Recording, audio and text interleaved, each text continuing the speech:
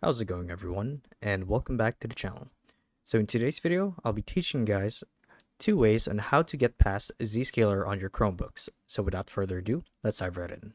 So there are actually two surefire ways of doing so. So let's say that you guys are in school and you want to bypass the security measures that they have set for Zscaler, right? So maybe you want to browse the internet a little bit, but there's some admin settings or security measures, like I said, laid out on the Chromebook, so you can't really get past it.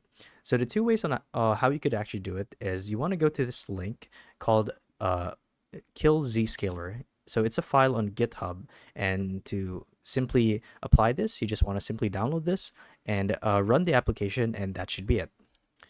And to actually download it, you would want to scroll down on this page and click on download this repository as an archive. And when you do, simply run it, and that should be it. You should be past Zscaler security measures, and you could use the Chromebook as you like. Now, the other way is to actually reset the Chromebook, and I wouldn't recommend this method, as this could get you in a lot of trouble if you're using a Chromebook owned by the school, but I'll show you anyway. So the way to do it is you want to open the Windows settings, and to do that, you simply want to click on the Windows icon right here and search for settings, and it would look a little something like this.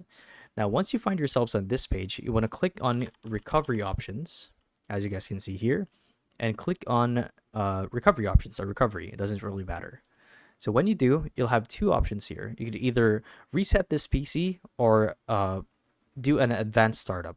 Now, doing an advanced startup doesn't always help, as the Zscaler configuration will just reboot every time you use this option. So the actual way to do it is to reset this PC.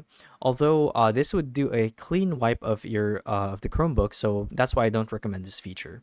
But it's actually a way to do so. So have at it.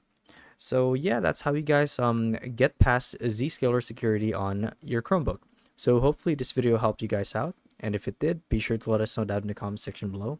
And if you guys want to see more videos like these, we do have a YouTube channel where we do guides like these daily. So if you want to show your support that, you can do so by subscribing to the channel. So with all that said, thank you all for watching, and we'll see you guys in the next one. Bye-bye.